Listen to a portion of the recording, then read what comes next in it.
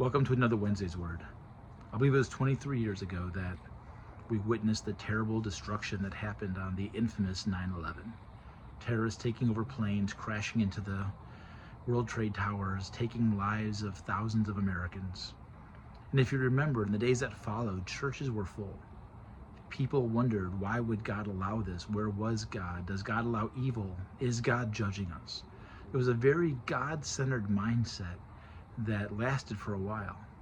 Someone recently pointed out that if you look at the events that happened around those times and before, people always wondered, where's God when life circumstances go poorly? Oddly, in America, things have shifted.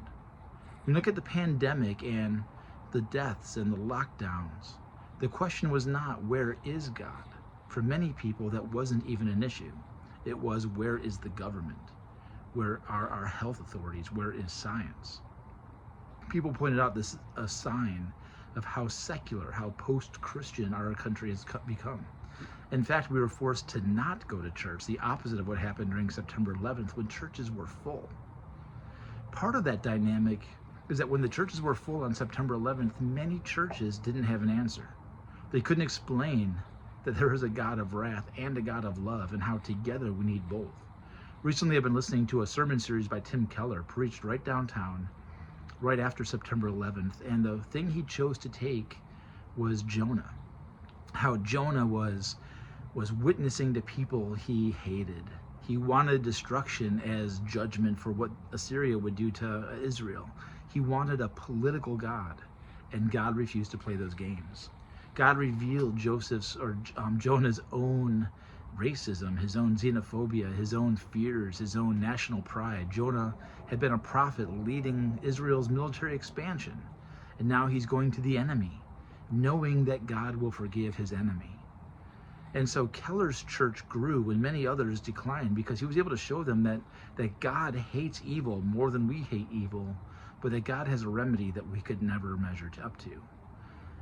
And when we can take that message into this world, no matter how post-Christian or secular it may be, that's what people need to hear. They don't need platitudes. They don't need a message saying God is loving to everybody, because on a September 11th, how do you think that God is as loving to the terrorists and those who aided them as to those who suffered?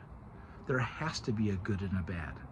Moments like that remind us that there is a stark evil and a stark good in this universe, that we're not created to live only in shades of gray, that there are times, even though life can be so complicated, there are times when all the complexities are rolled back and we see stark evil for what it is, and the need for good and justice. And in those days, the only thing that can truly remedy is the gospel of Christ, that Jesus himself would take the wrath that we deserve, that evil deserves, that Jesus would be the good, that Jesus could build something better. And so as we look at our own politically divided country, as we brace for other catastrophes that may come or may not come, that's what we need to remember. We don't need political platitudes. We don't need watered down theology. We need the God of the Bible, who's willing to point out that we have evil deep in our hearts.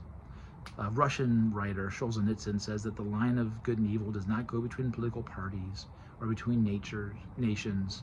It goes within the hearts of every human being. The line of good and evil is in me. It's in you. And we need Jesus to judge that evil, to call it to account, and then to build with his grace the good that we can follow him, to indwell us with his Holy Spirit, to give us a new life, a new ability to love and to be faithful. And so on this anniversary of September 11th, I encourage you to seek the true God. Don't fall into political things. I'm recording this while the debate is happening, and you're going to have some heroes, you're going to have some villains, you're going to have some stinger statements, you're going to have things that give you hope or that give you fear. However that goes, remember that our religion is not watered down to politics. It's bigger, it's better, it gives real hope. All right, that's all I've got. God bless.